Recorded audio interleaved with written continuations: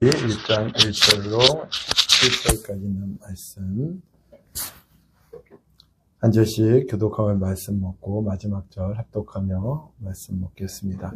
여호와께서 회막에서 모세를 부르시고 그에게 말씀하여 이르시되 누구든지 여호와께 예물을 드리려거든 가축 중에서 소나 양과 양을 드릴지니라. 그 예물이 소의 번제이면 흠없는 수컷으로 회막문에서 여호와 앞에 기쁘게 받으시도록 드릴지니라. 그들은 그 제물의 소리에 안수할지니 그를 위하여 기쁘게 받으심이 되어 그는 여호와 앞에서 그 숫송아지를 잡을 것이요 아론의 자손 제사장들은 그 피를 가져다가 회막문 앞 제단 사방에 뿌릴 것이며 그는 또 그 번제물의 가죽을 벗기고 불을 뜰 것이요 제사장 아론의 자손들은 제단 위에 불을 붙이고 그 불 위에 나무를 버려놓고 아론의 자손 제사장들은 그 뜬 각과 머리와 기름을 제단 위에 불 위에 있는 나무에 버려 놓을 것이요 그 내장과 정강이를 물로 씻을 것이요 제사장은 그 전부를 제단 위에서 불살라 번제를 드릴지니 이는 화제라 여호와께 향기로운 냄새니라. 만일 그 예물이 가축배의 양이나 염소의 번제이면 흠없는 수컷으로 드릴지니 그가 제단 북쪽 여호와 앞에서 그것을 잡을 것이요 아론의 자손 제사장들은 그것의 피를 제단 사방에 뿌릴 것이며 그는 그것의 각을 뜨고 그것의 머리와 그것의 기름을 베어낼 것이요 제사장은 그것을 다 제단 위에 불 위에 있는 나무 위에 버려 놓을 것이며 그 내장과 그 정강이를 물로 씻을 것이요 제사장은 그 전부를 가져다가 제단 위에서 불살라 번제를 드릴지니 이는 화제라 여호와께 향기로운 냄새니라. 만일 여호와께 드리는 예물이 새의 번제이면 한 비둘기나 찐비둘기 새끼로 예물을 드릴 것이요 제사장은 그것을 제단으로 가져다가 그것의 머리를 비틀어 끊고 제단 위에 불사르고 피는 제단 곁에 흘릴 것이며 그것의 모이 주머니와 그 더러운 것은 제거하여 제단 동쪽 제거리는 곳에 던지고 하겠습니다. 또 그 나에게 자리에서 그 몸을 찢되 아주 찢지 말고 제사장이 그것을 제단 위에 불 위에 있는 나무 위에서 불살라 번제를 드릴지니 이면 화제라 여호와께 향기로운 냄새니라. 아멘. 기도하겠습니다.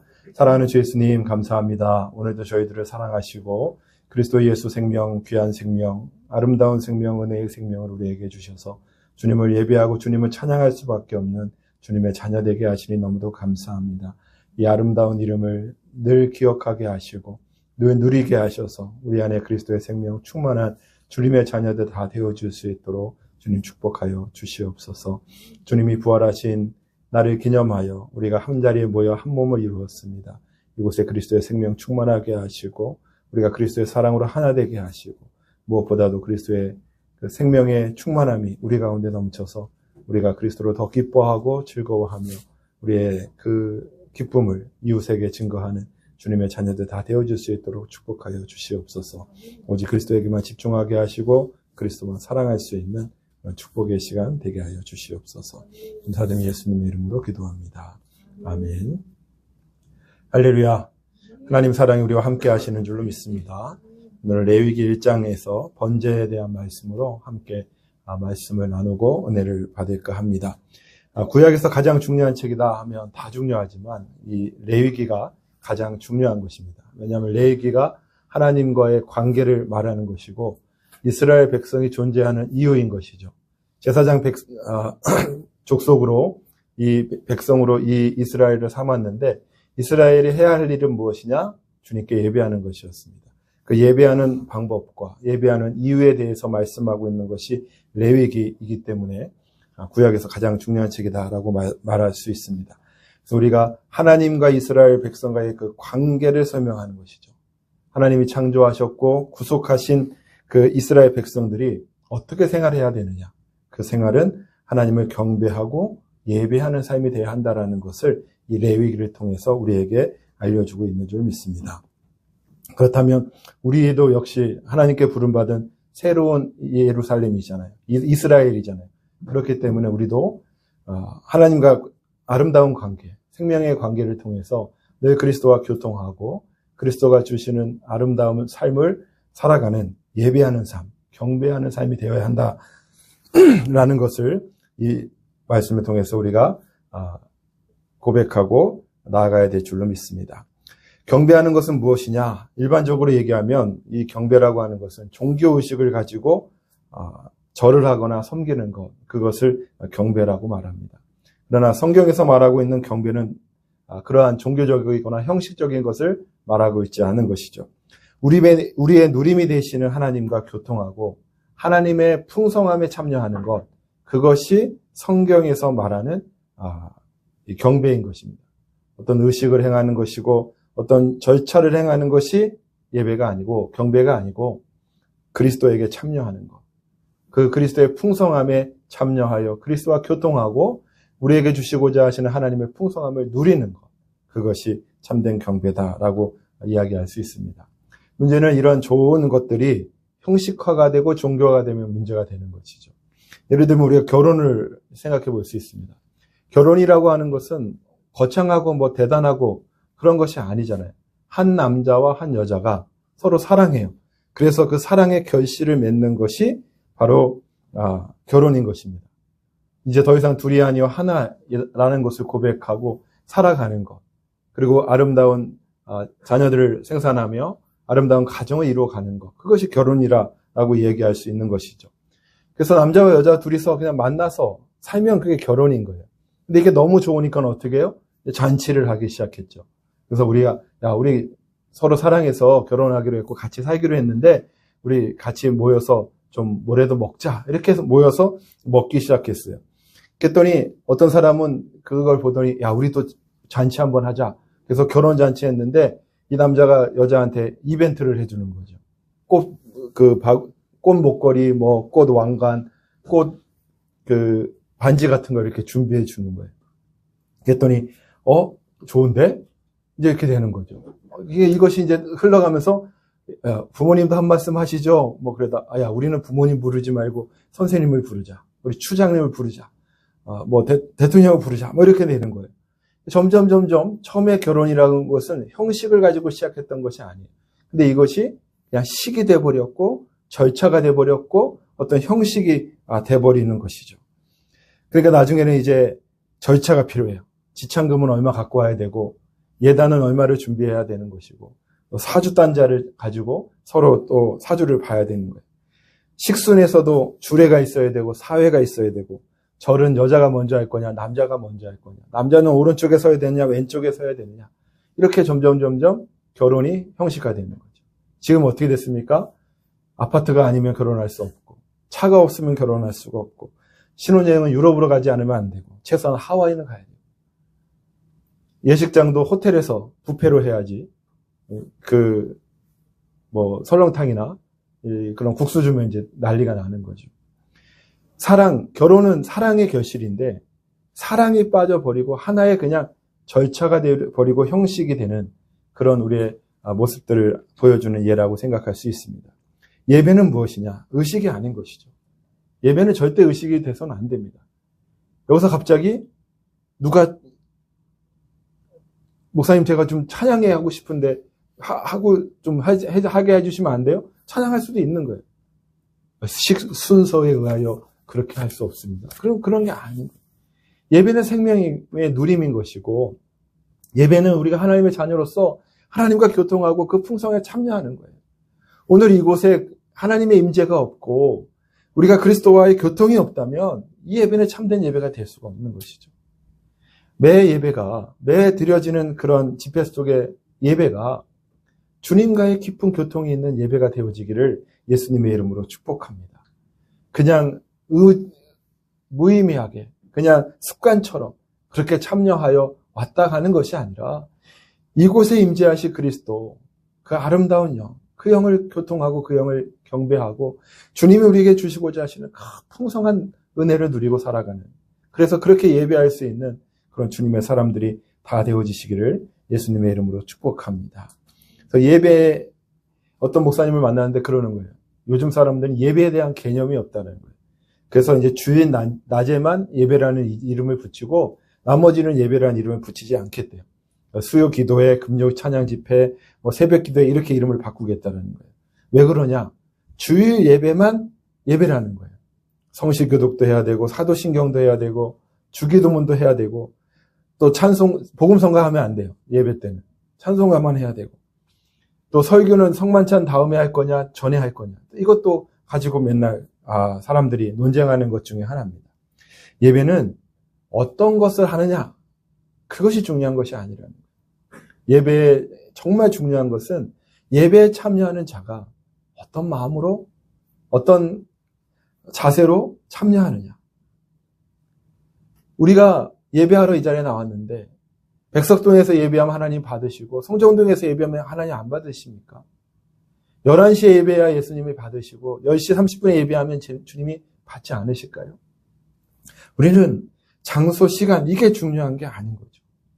우리가 그 예배 속에서 그리스도에게 참여하는 것, 지금 그리스도와 교통하고 있는 것, 이 자체가 우리에게 중요한 것이라는 사실을 기억하시고 우리가 그냥 습관적인 예배, 형식적인 예배, 종교적인 예배가 아니라 생명의 예배로 그리스도와 참여하고 그리스도의 은혜를 누릴 수 있는 그런 주님의 사람들 되어지시기를 예수님의 이름으로 축복합니다. 레위기를 통해서 우리에게 지금 제사하는 법을 가르쳐주고 있어요. 그 종류 또 그 제사하는 사람들이 무엇을 하고 무엇을 입어야 되는가 이런 것도 다 가르쳐주고 있어요. 그럼 레위기를 보면서 우리가 뭘 느껴야 되는 겁니까? 이 제사의 방법대로 이 가르쳐주는 대로 레위기에 써있는 대로 그대로 우리가 제사해야 되겠다. 우리가 그것을 배우기 위해서 레위기를 읽는 것은 아니죠. 우리가 읽는 이 레위기를 읽어야 되는 이유는 이 레위기에서 말씀하시는 이 귀한 항목들을 성취하고 오신 그리스도 예수를 누리기 위해서 우리는 이 레위기를 읽어야 한다는 것입니다.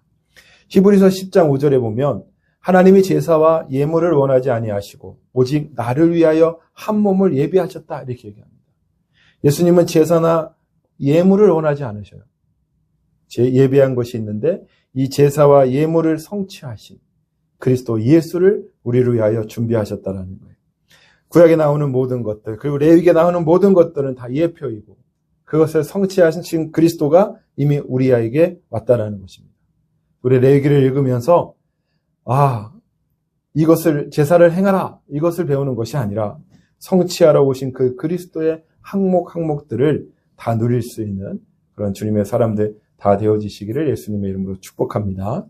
레위기를 시작하면서 5가지 제사가 나옵니다. 번제가 나오고 소제가 나오고 화목제가 나오고 속건제가 나오고 속죄제가 나오고 속건제가 나오는데 이것은 그리스도가 우리를 위하여 행하시는 일의 순서를 얘기하는 것입니다. 우리의 입장에서는 속죄제가 제일 먼저 나와야 돼요. 왜냐하면 우리의 죄가 있기 때문에 그 죄가 사함을 받아야 하나님을 만날 수 있기 때문에 그런 거죠. 근데 그건 우리의 입장이고 하나님의 입장에서는 하나님이 기뻐하셔야 되는 겁니다. 그렇기 때문에 무엇이 필요하냐? 번제가 필요한 거예요. 번제. 그래서 1장에서는 번제에 대해서 이야기합니다. 번제는 하나님의 만족을 위한 그리스도를 얘기해요. 하나님께서 만족하실 수 있는 그 참 제사와 예물이 되시는 그 그리스도에 대해서 이야기해주고 있어요. 소제는 뭐에 대해서 얘기하냐면 하나님과 함께 누리는 하나님의 백성들의 만족. 하나님만 만족하시는 것이 아니라 그 하나님의 만족을 누리는 이들의 만족. 바로 우리들의 만족을 주기 위해서 우리는 소제를 드려야 한다는 것을 얘기합니다. 그리고 화목제, 하나님과 하나님의 백성들 간의 교통으로 누리는 공동의 누림. 이것을 주시기 위해서 또 화목제가 있어야 되는 거죠. 그 다음에야 속죄제가 있는 것입니다. 우리의 본성에 있는 우리의 선현적인 그러한 죄, 이것을 신학적으로는 원죄라고 하는데 이 원죄가 해결되기 위하여 그리스도가 십자가에 달리시는 거죠. 그 속죄제, 예표가 되시는 주님을 우리는 봅니다.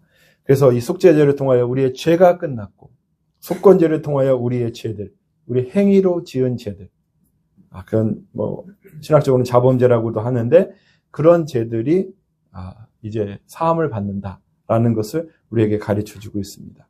그래서 우리는 그리스도를 누려야 되는데 그리스도가 바로 하나님의 만족이셨고 그리스도가 바로 우리의 만족이 되시고 그리스도를 통하여 하나님과 우리가 교통하는 관계가 화목해 되었고 또한 우리의 죄가 사함받았고 우리의 죄들,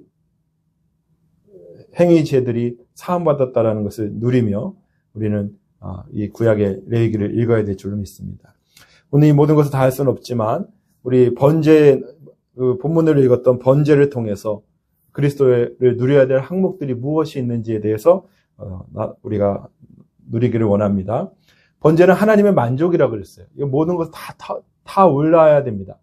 그러니까 이 번제에는 하나님의 만족이 되기 위해서는 어떠한 흠도 없어야 한다라는 것을 우리에게 가르쳐주고 있습니다. 1장 3절과 10절에 보면 그 예물이 소의 번제이며 흠없는 수컷으로 하라는 거예요. 흠이 있는 것은 하나님께 만족을 하고 하나님을 기쁘게 할 수 없다라는 것이죠. 이 땅에 어떤 존재가 하나님을 기쁘게 할 수 있을까요? 우리가 아무리 노력하고 수고하고 애써도 하나님을 기쁘게 할 수 없습니다. 이 땅에 흠이 없는 유일한 존재가 있는데 그것이 바로 그리스도 예수라는 거예요. 온전한 인간으로 사신 유일하신 분, 참 하나님이셨으나 참 인간이 되어서 하나님이 가장 기뻐하시는 온전하고 완전한 삶을 살아가신 그 그리스도, 그분이 바로 하나님의 만족이 되셨다라는 것을 이야기해주고 있습니다. 그분은 성육신으로 준비하셨고 하나님의 뜻을 행하신 분이었고 빌립보서 2장 말씀에 의하면 죽기까지 순종하셨고 히브리서 10장 10절에 보면 십자가에서 단번에 드려지신 분, 그래서 하나님 앞에 만족이 되신 그분이, 흠이 없는 그분이 바로 이 번제로 드려졌다라는 것을 우리에게 말해주고 있습니다. 이 모든 항목들이 우리에게 적용되는 방법을 얘기하는데요. 그것은 4절 말씀에 있습니다. 그는 번제물의 머리에 안수하였지니.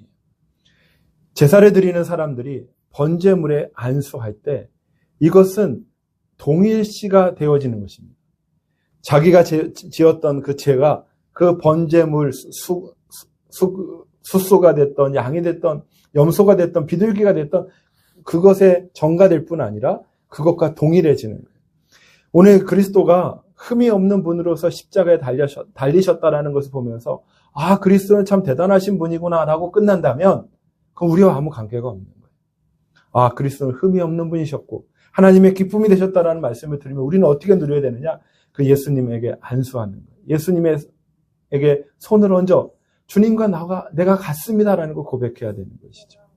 그래서 흠이 없이 돌아가신 그 예수님, 흠이 없이 하나님의 만족이 되어지신 그 예수님이 바로 내가 되었다라는 거예요.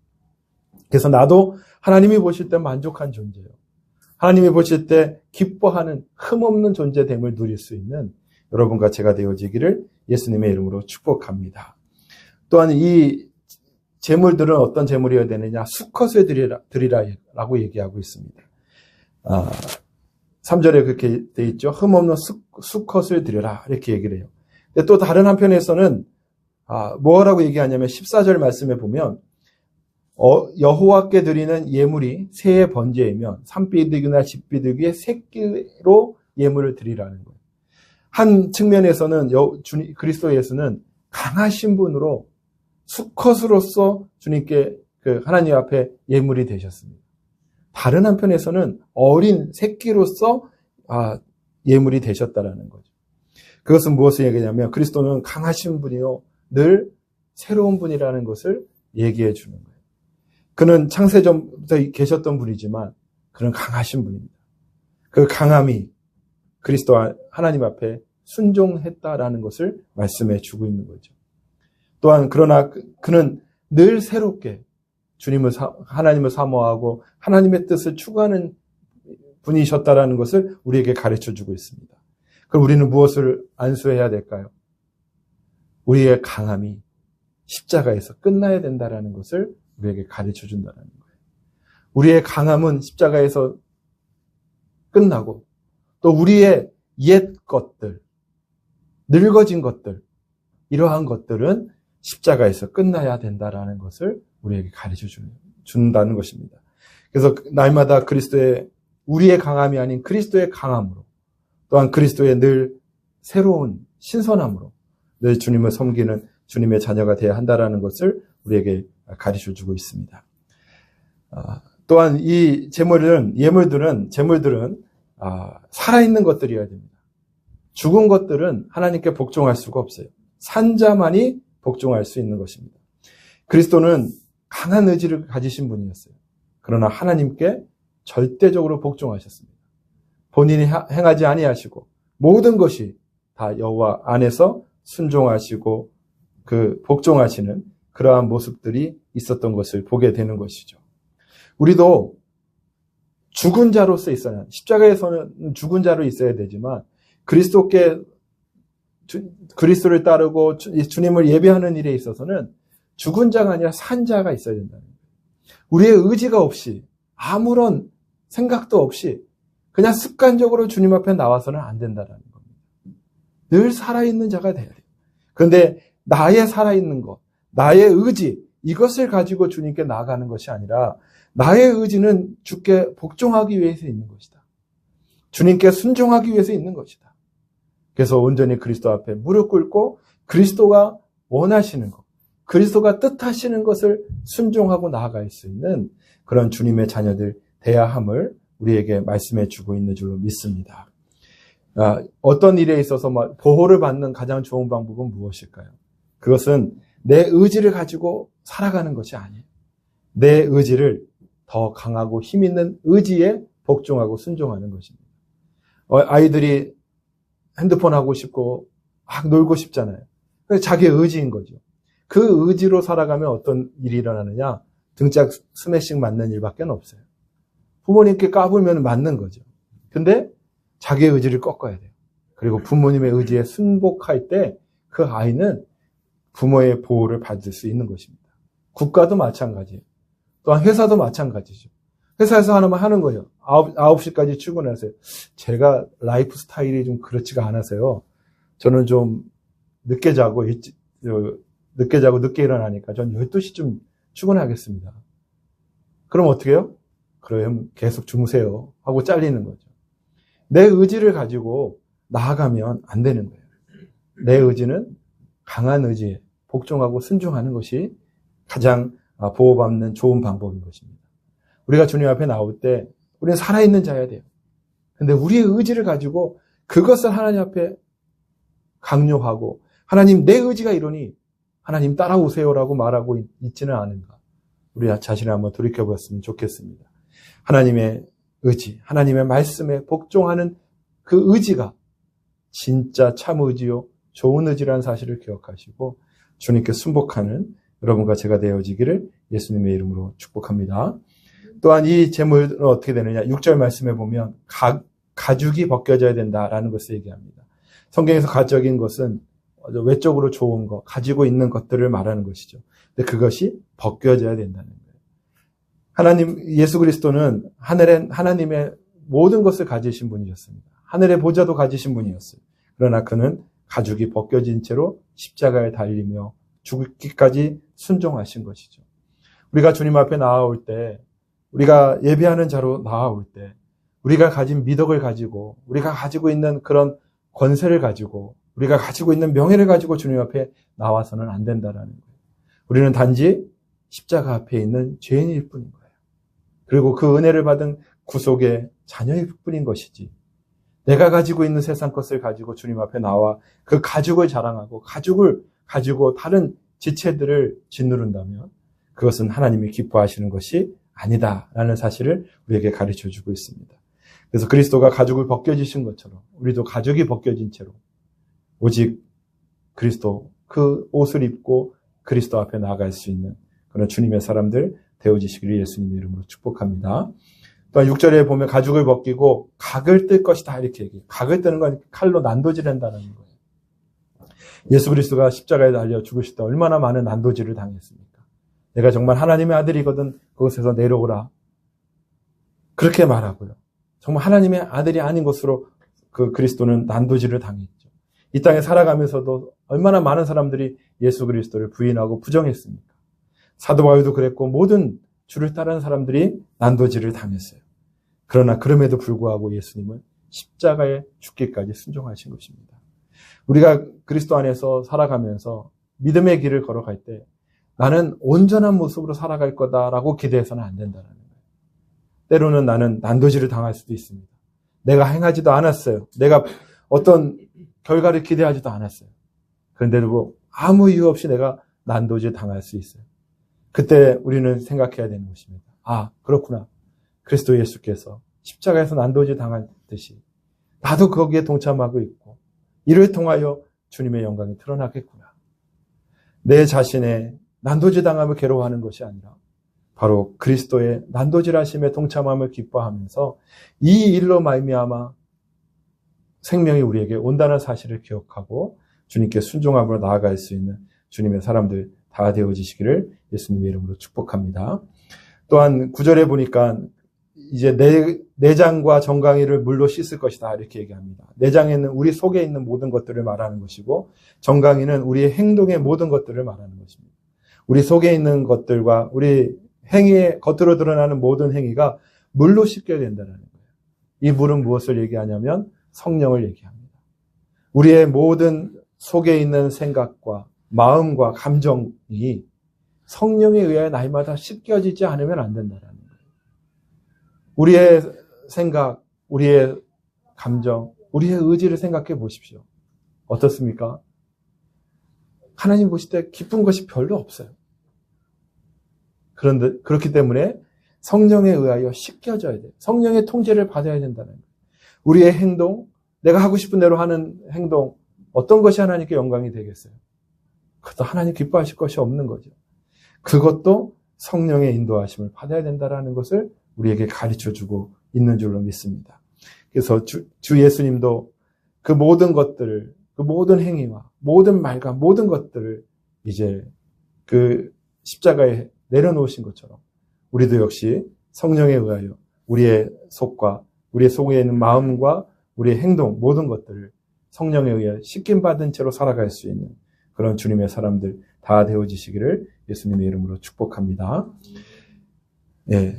근데 이 드려진 제물들은 어떻게 돼야 되느냐. 9절에 보니까 계속 이어와서 이야기하기를 제사장은 그 전부를 제단 위에서 불살라 번제로 드리라 이렇게 얘기합니다. 불살라야 된다는 거예요. 완전히 태워버려야 한다라는 것을 우리에게 가르쳐 주는 것이죠. 어떠한 것도 남아서는 안 됩니다. 완전히 태워져야 되는 거예요. 완전히 태워지면 뭐가 남습니까? 죄가 남는 거예요. 죄가. 그 죄가 남았다는 것은 어떤 것을 의미하냐면 하나님이 우리를 기쁘게 받으셨다라는 사실을 우리에게 말해준다는 거예요. 우리는 신앙생활을 통해서 어떤 결과가 나타나기를 원하고 내 이름이 좀 나기를 원하고 내 이 선한 행동과 내 예배하는 이 신실한 마음이 좀 다른 사람에게 드러나기를 원하는 그런 깊은 심연의 마음들이 있습니다. 아, 내가 이걸 했는데. 제가 수요일에도 여러분들에게 티냈잖아요. 엘리베이터 타가지고 거기 우리 교회 스티커 붙인 거 봤어요? 내가 했다 이거야. 왜 아무도 얘기를 안 해주냐 이거지.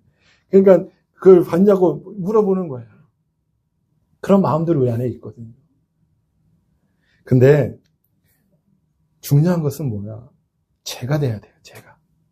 우리는 완전히 타고 없어져야 되는 거예요. 우리가 완전히 타고 없어질 때 우리의 그 완전히 타고 없어짐이 하나님께 기쁨이 되고 연락된다는 사실인 것입니다. 여러분, 우리 형체가 남기를 기대하지 마시고 우리의 무엇인가가 남기를 기대하지 마시고 죄가 된 채로 하나님의 기쁨이 되고 하나님의 영광이 되는 그런 연락받은 주님의 자녀들 다 되어지시기를 예수님의 이름으로 축복합니다. 그럼 이 죄는 어떻게 하느냐? 16절에 보니까 그것의 모이 주머니와 그 더러운 것은 제거하여 제단 동쪽 죄 버리는 곳에 던지라는 거예요.